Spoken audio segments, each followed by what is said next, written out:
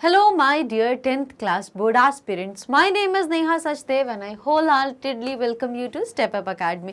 और आज हम स्टार्ट करने वाले हैं हमारे MCQs which is based on the poem A Tiger in the Zoo, which is your third poem which we have taken from the main reader book, that is First Flight. तो अब जब हमने पूरे lecture 1, lecture 1 में हमने क्या discuss करा था, detailed explanation word to word हमने पूरी पोएम को समझा था. फिर लेक्चर नंबर 2 में हमने कंप्लीट एक्सरसाइज सॉल्व करी थी which was based on this poem. तो अब बारी आती है फटाफट से एमसीक्यू समझ के, और छोटे छोटे जो भी अगर डाउट्स इफ एनी रह गए होंगे तो जल्दी से क्लियर करने की बारी आती है. सो वेट किस बात का, let's immediately get started with first MCQ.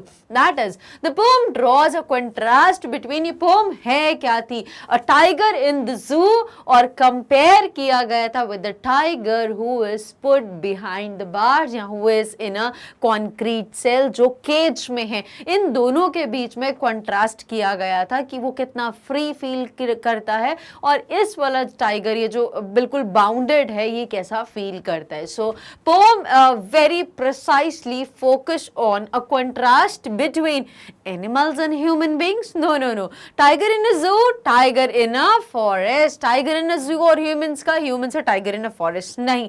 एक तरफ टाइगर जो जू में है वो कैसा फील करता है, और एक तरफ जो टाइगर एक फॉरेस्ट में है वो कैसा फील करता है. Forest is a natural habitat, वो बिल्कुल अपने तरीके से जैसा रहे, जैसा करना चाहे वो बिल्कुल एंजॉय कर सकता है. बट यहाँ पे उसकी जो भी स्ट्रेंथ है, जो पार्ट्स हैं वो सारे बिहाइंड द बार्स हैं, रिस्ट्रिक्टेड है. वो चाह कर भी अपने पार्ट्स, अपनी एनर्जी, अपने स्किल का यूज नहीं कर पा रहा. तो कितना पुअर फील कर रहा है. This is all about a contrast between tiger in the zoo and tiger in the forest. So right answer which sounds very relevant is option number B. जल्दी से चेक कर लेते हैं बोर्ड को clear करने के बाद. Here we go with the correct answer, well justified. Now it's time to go to question number 2. What has been personified in this poem? इस poem में किसको personify करें? तो सबसे पहले समझ लेते हैं personification ये कौन सा literary device है. So personification का मतलब होता है जब किसी हम non human चीज को human characteristic दे देते हैं तो उसको हम personify कर देते हैं. For example, अगर मैं बोलूँ जैसे dog है, हम animals के लिए, birds के लिए, plants के लिए, objects के लिए क्या यूज करते हैं, इट का यूज किया जाता है. बट मैं इट यूज ना करके उसको कुछ ह्यूमन कैरेक्टर दे दूं और उसमें मैं ही, शी या हिज, हिम ऐसे करके यूज करूं तो उसको हम पर्सोनिफाई करना बोलते हैं. इस पोएम में किसको पर्सोनिफाई किया गया है, जो पोएम का टाइटल है दैट इज अ टाइगर. यहाँ पे टाइगर को पर्सोनिफाई किया गया है. तो जल्दी से चेक कर लेते हैं what is the correct answer. Tiger. Forest को पर्सोनिफाई किया है, जू को, all of the above. No, it's just tiger. So right answer is option number A. जल्दी से चेक कर लेते हैं. Here we go, well justified. Now heading with the next question, that is question number 3. Name the poetic device used in the line in his quiet rage. तो देखो यहाँ से हमें justify in his. अब tiger के लिए तो it use होना चाहिए था या in its बोलना चाहिए था, बट यहाँ पे it या its का यूज नहीं करा, प्रोनाउन its आना चाहिए था. बट यहाँ पे उन्होंने क्या यूज करा, इट्स की जगह पर उन्होंने हिज का यूज कर. तो यहाँ से अभी हमें जस्टिफाई हो रहा है कि इसको ह्यूमन बनाया गया, मतलब ऐसा दिखाया गया जैसे कि वो भी एक लिविंग बीइंग है. तो ह्यूमन कैरेक्टर दे दिया तो यहाँ पे हिज का यूज कर, जस्ट पर्सोनिफिकेशंस एग्जांपल. नाउ क्वाइट मतलब शांत, रेज मतलब गुस्सा. शांत भी है और गुस्सा भी है. तो यहाँ पे कौन सा लिटरेरी डिवाइस या पोएटिक डिवाइस यूज हुआ है इस लाइन में, दैट इज ऑक्सीमोरॉन. जहाँ पे दो कॉन्ट्रास्टिंग थॉट्स को एक साथ यूज किया जाता है या दो कॉन्ट्रास्टिंग वर्ड्स को एक साथ यूज किया जाता है उसको हम ऑक्सीमोरॉन बोलते हैं. जल्दी से देखा, मेटाफर का यूज किया गया है. मेटाफर क्या होता है जल्दी से बता देती हूँ. सो मेटाफर जब हम सिमिली और मेटाफर ऑलमोस्ट सेम होती है. सिमिली में एज या लाइक का यूज करके जब हम दो चीजों को कंपेयर करते हैं तो उसको सिमिली बोलते हैं. मेटाफर जब हम इनडायरेक्टली किसी चीज को कंपेयर करते हैं और वहां पे एज या लाइक का यूज नहीं होता है तो उसको हम मेटाफर बोलते हैं. एजोनेंस क्या होता है, repetition of vowel sounding words. बीच में आ सकता है, मिड में आ सकता है, एंड में आ सकता है. एम्फसाइज होना चाहिए वावल साउंड का तो उसको हम एजोनेंस बोलेंगे. In a line of a text ऐसा बोल सकते हो. ऑक्सीमोरॉन दो कंट्रास्टिंग वर्ड्स या दो ऑपोजिट मीनिंग कन्वेइंग वर्ड्स को एक साथ यूज किया जाता है तो उसको हम ऑक्सीमोरॉन बोलते हैं, जो यहाँ पे बहुत अच्छे से जस्टिफाई हो रहा है, तो हमें समझ में आ रहा है oxymoron is the right answer. Check कर लेते हो कॉन्सोनेंट्स, एजोनेंट्स और कॉन्सोनेंट्स एक ही चीज है, बट बस एक वर्ड का डिफरेंस है। What is the difference? Assonance में देखा था repetition of vowel sounding words in successive words बोल सकते हो, या कॉन्जिक्यूटिव वर्ड्स में आ रहा है, या एक लाइन में आ रहा है जहाँ पे वॉवल का वावल, हाँ एजोनेंस वावल का साउंड बहुत ही डोमिनेंट हो, तो वहां पर हम एजोनेंस का यूज करेंगे। कॉन्सोनेंट्स क्या होता है? जहाँ पे कॉन्सोनेंट जैसे कि B C D F G ये वाले वर्ड्स, तो जहाँ पे ये वर्ड्स पे फोकस किया गया है, इन पे एम्फसाइज किया गया है, और एक लाइन या एक स्टैंजा में रिपीट हो रहा है कॉन्जिक्यूटिवली, तो हम उसको कॉन्सोनेंट्स बोलते हैं। तो यहाँ पे ऐसा कुछ हमें समझ में नहीं आ रहा है, तो जो हमें बहुत अच्छे से जस्टिफाई हो रहा है क्वाइट और एज, that is absolutely oxymoron. Board को क्लियर करते हैं और राइट आंसर को चेक करते हैं। We go well justified. Heading with question number 4th. Name the poetic device which is used in the line, he stalks in his vivid stripes. He stalks in his vivid stripes. तो यहाँ पे किसका use का? आई यहाँ पे repeat हो रहा है, तो ये वावल साउंड है जो बार बार रिपीट हो रहा है, तो क्या होता है? मेटाफर है, एजोनेंस है, ऑक्सीमोरॉन या कॉन्सोनेंस। सो देखो अब कॉन्सोनेंस और एजोनेंस, मेटाफर तो हमें समझ में आ रहा है कि यहाँ पे कुछ कंपेयर नहीं किया, ऑक्सीमोरॉन ऑपोजिट वर्ड्स भी यूज नहीं करे हैं। He stalks in his vivid stripes, तो आई का साउंड रिपीट हो रहा है, तो I is the vowel, vowel जहाँ पे रिपीट हो रहा है वो एजोनेंस होता है। कॉन्सोनेंस नाम से समझ में आ रहा है, consonant B C D F G H ये अगर रिपीट होंगे तो कॉन्सोनेंस होगा, वावल साउंड्स देने वाले वर्ड्स रिपीट हो रहे हैं, दैट इज एजोनेंस। तो यहाँ पे हमें बी ऑप्शन बहुत अच्छे से जस्टिफाई हो रहा है। जल्दी से बोर्ड को क्लियर करते हैं और राइट आंसर को जस्टिफाई करते हैं। We go well justified. Now it's time to head towards next question, that is name the poetic device which is used in the line on pads of velvet quiet. तो यहाँ पे क्या use किया गया? देखो on pads of velvet quiet, तो यहाँ पे वेलवेट क्या था? क्या जो टाइगर के जो पैर होते हैं, यहाँ पे क्लॉस को बोला गया या पॉज को बोला गया, जो पंजे होते हैं उसका अगर हम जो डाउन पोर्शन देखें तो वो बिल्कुल ब्लैक कलर के होते हैं। कैट फैमिली में किसी को भी ऑब्जर्व करो, और बहुत ही स्पॉन्जी होते हैं, बहुत ही सॉफ्ट होते हैं, बिल्कुल जैसा लगता है जैसे वेलवेट टाइप के हैं। सो क्या एक्चुअली वेलवेट तो वो नहीं होता, बट यहाँ पे इनडायरेक्ट कंपैरिजन किया गया है। सो यहाँ पे इनडायरेक्ट कंपैरिजन को हम क्या बोलते हैं? मेटाफर बोलते हैं। एजोनेंस नहीं है, रेपिटेशन ऑफ कोई साउंड रिपीट हो रहा है on pads of velvet quite, repetition कुछ नहीं है। ऑक्सीमोरॉन ऑपोजिट वेलवेट क्वाइट कुछ ऑपोजिट नहीं है, कॉन्सोनेंस भी नहीं बोल सकते। सो राइट आंसर जो हमें जस्टिफाई हो रहा है that is option number A, that is metaphor. यहाँ पे इनडायरेक्टली कंपेयर किया गया है, मतलब टाइगर के ऐसे ऐसे फीट होते हैं जैसे कि ऐसा लगता है कि पैड्स ऑफ वेलवेट है, मतलब मखमल जैसे, मखमल के जो पैड्स होते हैं इतने सॉफ्ट होते हैं, इतने स्पॉन्जी होते हैं, तो वैसा यहाँ पे बताया गया। तो क्या एक्चुअली होते हैं पैड्स ऑफ वेलवेट? नहीं, ये कंपेयर किया गया है। सो इनडायरेक्टली कंपेयर किया गया, एज और लाइक का यूज नहीं। सर राइट आंसर अप्रोच जो हमें समझ में आ रही है that is absolutely option number A, which is a metaphor. Board को क्लियर करते हैं और करेक्ट आंसर को चेक करते हैं। Here we go well justified.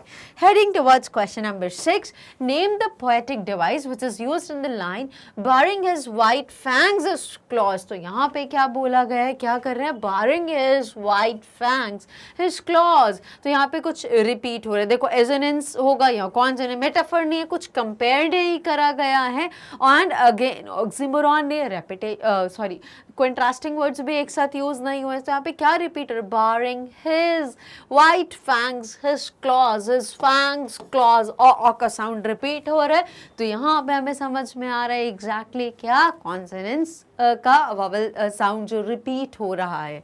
कैसे पता चला? फैंग्स क्लॉज, बारिंग हिज फैंग्स क्लॉज, तो बारिंग फैंग क्लॉज, ये आ का जो साउंड रिपीट हो रहा है कॉन्जिक्यूटिवली इस छोटी सी लाइन में, इसको हम क्या बोल सकते हैं? दैट इज अगेन कॉन्सोनेंस जो यूज हो रहा है। जल्दी से करेक्ट आंसर को हेड करते हैं और वेल जस्टिफाइड। यहाँ पे हमें समझ में आ गया व्हाट इज राइट आंसर, वो बहुत अच्छे जस्टिफाइड है। यहाँ पे कैसे रेपिटेशन हो रहा है किसी एक पर्टिकुलर साउंड का, बस आपको कॉन्सोनेंस और एजोनेंस में डिफरेंस को अच्छे समझ रहे हैं, then you are there with the correct answer. Head करते हैं next question, that is 7th one. Why should he be lurking in shadow, वो हमने पढ़ा था जब हमने पोम को वर्ड टू वर्ड समझा था, हमने देखा था he should be lurking in the shadow, मतलब जो ग्रीन ग्रासेस जो फॉरेस्ट में लगी होती। यहाँ पे कौन से ये जो स्टांजा है यहाँ पे टाइगर इन द जू के बारे में बताया गया। तो टाइगर इन द जू जो सॉरी नॉट इन द जू, इन द फॉरेस्ट ओपन में जो होता है, तो वो क्या करता है, वो खुद अपना प्रे अपना खुद प्रे पे पाउंस करता है और फिर उससे अपनी हंगर को सेटिस्फाई करता है। तो क्या करता है, जैसे ही उसको दूर से दिखता है कोई डियर आ रहा है, तो जो ग्रीन ग्रासेस होती हैं बड़ी बड़ी सी, उसके पीछे छुप जाता है और जैसे ही दिखता है कि डियर पास आ गया पानी पीने के लिए, उस पर पाउंस करता है फटाफट। ठीक है, so he why should he be lurking in the shadow, out of fear, डर के कारण वो छुप रहा है? नहीं, he is considered for his bravery, for his confidence. तो डरेगा किससे? No, not at all. Out of anger, वो गुस्से में इसलिए छुप रहा है? नो, गुस्सा किसी बात का नहीं है, बिकॉज यहाँ पे ये जो स्टांजा हमने पोएम में देखा था, ये किस टाइगर के बारे में बात कर रहा है? ये जो टाइगर इन द फॉरेस्ट अपने नेचुरल हैबिटेट में है, तो बिल्कुल भी गुस्से में नहीं है और ना ही डर में है। To catch the deer, absolutely 1 and 2, फिर गुस्से में भी और डरा भी हुआ, ऐसा कुछ भी नहीं है। Absolutely to catch the deer, अपने प्रे पे पाउंस करने के लिए, अपना प्रे ढूंढने के लिए वो क्या कर रहा है? He is lurking in the shadow. So this is the right answer, option number C. जल्दी से चलते क्लियर करते हैं बोर्ड को और करेक्ट आंसर चेक करते हैं। Here we go, well justified. Now heading with the 8th question, by ignoring visitors what is the poet trying to say? poet क्या बताना चाहते हैं कि tiger is ignoring visitors, वो visitors को क्यों इग्नोर कर रहे हैं? कहीं ना कहीं वो बहुत गुस्से में है, उसको पसंद नहीं आ रहा, बिकॉज अगर वो फॉरेस्ट में होता तो किसी की हिम्मत भी नहीं होती वहां पे खड़े होने की, और उसको दूर से भी देख लो तो बहुत बड़ा अचीवमेंट हो जाता, बिकॉज टाइगर है वो, राइट? सो और अभी उसको गुस्सा आ रहा है कि अभी वो बार्स के पीछे है, तो सब उसको देख सकते हो, फोटोग्राफ्स क्लिक कर रहे हो, हंस रहे हो, मजे ले रहे हो, और वो कुछ भी नहीं कर सकता। He is powerless now, he is very much वो बहुत ज़्यादा अभी कन्फाइड है, क्योंकि उसकी बाउंड्रीज डिसाइडेड है, वो उसके बाहर जा नहीं सकता, अपनी स्किल, अपना टैलेंट, अपना जो पोटेंशियल है वो उसको शोकेस नहीं कर पा रहा, तो बहुत दुखी है, और इसलिए वो जितने भी विजिटर्स आ रहे हैं एंटरटेनमेंट के लिए, वो सबको इग्नोर कर रहा है। तो tiger knows his power is restricted, of course वो क्यों इग्नोर कर रहा है, इसका मतलब क्या है? So he knows his power is restricted, वो जानता है कि उसकी जितनी भी पावर है, जो पोटेंशियल है, वो सब अभी बिहाइंड द बार्स है। There is no use of showing rage, हाँ he is in quiet rage, वो अपने सिर्फ ये जो स्टांजा है, ये जो लाइन है, जो फ्रेज है इग्नोरिंग विजिटर्स, ये कौन से स्टांजा से लिया गया? ये उस स्टांजा में जहां पे टाइगर इन द जू के बारे में बताया है, जो कि इन प्रिजन्ड है, जो केज के अंदर है, उस कॉन्क्रीट सेल में पैक है, उससे बाहर नहीं जा सकता, तो वो गुस्से में है और सिर्फ वो उसके लिमिट्स में घूम रहा है, मतलब यहाँ से लेके वहाँ घूमता है और धीरे धीरे यहाँ से लेके वहाँ, बहुत ज़्यादा गुस्से में है, क्योंकि उस वो लाइक ये जो एनिमल्स होते हैं, बर्ड्स होते हैं, दे आर नेचर लवर, वो नेचुरल लाइफस्टाइल को जीना चाहते हैं और अपने नेचुरल हैबिटेट में सर्वाइव करना चाहते हैं। तो अगर हम उनको प्रिजन में रख देंगे तो बिल्कुल भी इंजॉय नहीं करेंगे, just as we humans do. अगर हम बिहाइंड द बार्स हो, या हमें कोई बोल दे कि आपको इस रूम में ही आपको रहना है 10 दिनों तक या हमेशा के लिए, तो how would we feel? Because हम तो नेचुरल चीज़ों को घूमना फिरना चाहते हैं, मौज मस्ती करना चाहते हैं, अपने फ्रेंड्स के साथ एंजॉय करना चाहते हैं, बट हम एक ही रूम में अगर अकेले रहेंगे तो हम कितना बोर, कितना आइसोलेटेड, कितना ज़्यादा हम भी आउटरेजियस हो जाएंगे। तो वही टाइगर भी फील करे। So there is no use of showing rage, वो गुस्सा दिखाए भी तो किसको? That's why he is quite rage. ठीक है, वो गुस्से में तो बहुत गुस्सा है उसके अंदर, बट वो शांत है, क्योंकि वो जानता है मैं क्या कर सकता हूँ अभी, मैं अपने वाइट फैंग्स नहीं दिखा सकता, बारिंग टीथ्स नहीं कर सकता, ऐसा क्यों? ऐसे गुस्से में बिल्कुल दांत दिखा के गुर्रा नहीं सकता, क्योंकि वो जानता है वो अभी कुछ भी निचाह के भी वो कुछ नहीं कर सकता है। He is less terrorising because of the cage. हाँ ऑफ कोर्स, और यहाँ पे वो विजिटर्स को इसीलिए भी इग्नोर कर रहे हैं, इससे हमें ये भी सेंस समझ में आ रही है। He is less terrorising because of the cage. अब वो इतना टेरराइजिंग नहीं लग रहा क्योंकि वो केज में है, तो लोग भी बहुत सिक्योर फील कर रहे हैं, बहुत सेफ फील कर रहे हैं, क्योंकि वो तो बेचारा बंद है, वो क्या कर सकता है, चाह कर भी कुछ नहीं कर सकता, तो उसके मजे ले रहे हैं। तो that is the only reason कि उसको इन सब चीजों का बहुत ज्यादा गुस्सा आ रहा है और वो अभी इग्नोर कर रहा है, जो भी उसको देखने आ रहा है वो उन सबको इग्नोर कर रहा है और उनको अपनी शक्ल नहीं दिखाना चाहता, ना उनकी देखना चाहता है। सो द राइट आंसर जो हमें समझ में आ रहा है क्वेश्चन पढ़ करके that is all of the above, it is the above और दी अबव, मुझे कमेंट सेक्शन में प्लीज जरूर बताइए। एंड आई एक्सपेक्ट कि जिस बच्चे ने, जिन भी बच्चों ने हमें रिलीजियसली फॉलो करे उनको इस क्वेश्चन का आंसर बहुत अच्छे से समझ में आ गया। और कौन से क्वेश्चन का जो मैंने रेस करे, is it all of the above या it is all of the above, ठीक है फाइन। तो मुझे कमेंट सेक्शन में जरूर बताइए अपने वैल्यूएबल आंसर्स। तो अभी चेक कर लेते हैं करेक्ट आंसर को, that is D all of dash above. Well justified, I hope बहुत अच्छे से क्लियर हो गया है और समझ में भी आया है। Now heading with the second last question of this poem, what describes tiger in a cell. क्या डिस्क्राइब करता है कि टाइगर एक सेल में है। सेल इज लाइक एक बॉक्स जैसा है, एक कंटेनर है, तो वो क्या डिस्क्राइब कर रहा है। Locked in a concrete cell, snarling around houses, shadow long grass, baring his white fangs. नहीं, टाइगर इन अ सेल का मतलब होता है वो अभी बंधा हुआ, is locked in a concrete cell.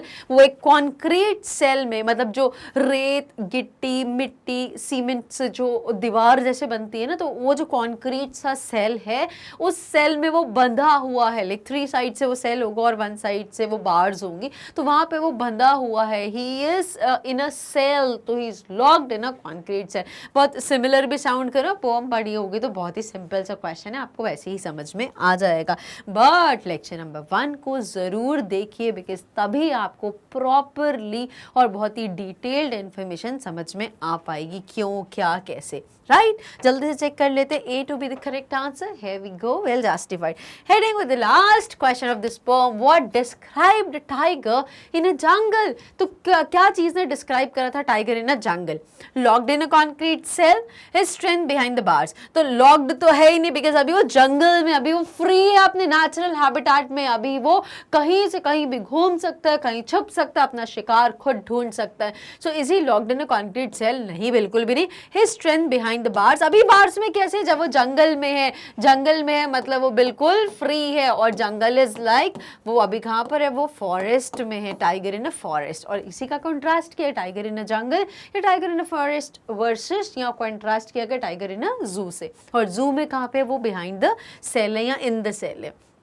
Ignoring visitors ये कब करता है, जब वो बार्स में होता है। Baring his white fangs, yes, तो ये डिस्क्राइब करता है कि टाइगर एक जंगल में, जू में गुर्रा रहा है, वो अपना शिकार ढूंढना चाहता है और उस पर पाउंस करना चाहता है, झपट्टा मारना चाहता है और उसको खाना चाहता है। तो बस यही एक फ्रेज है जहां से हमें पता चल रहा है tiger is in a forest या टाइगर इज इन जंगल। इससे पता चलता है कि वो सेल में है, that is he is behind the bars. कहां पर है, टाइगर इन अ जू में है, यहाँ पर भी बिहाइंड बार्स, जू में। इग्नोरिंग विजिटर्स, तो वैसे ही गुस्से में वो विजिटर्स जो देखने आ रहे हैं, कहाँ देखने आएंगे, जंगल के अंदर तो कोई नहीं आएगा, किसी की हिम्मत भी नहीं हो सकती, जू में ही आएंगे देखने के लिए, ठीक है। सो 3 आंसर्स रॉन्ग। एलिमिनेशन से भी हमने जस्टिफाई कर लिया है और मीनिंगफुली भी हमें समझ में आ गया है that right answer is absolutely option number D.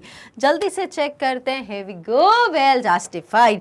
Now with these we end with the all MCQs जो हमने डिस्कस किए हैं based on this poem, A Tiger in the Zoo. I hope you found this video quite informative. If yes, please एक like तो बनता ही है और comment section में मुझे क्वेश्चन का आंसर जरूर करिए। Is it all of the above या is it all of the above. मिलेंगे नेक्स्ट वीडियो में। Till then stay tune and stay connected with Step Up Academy. Bye bye and do take very good care of yourselves.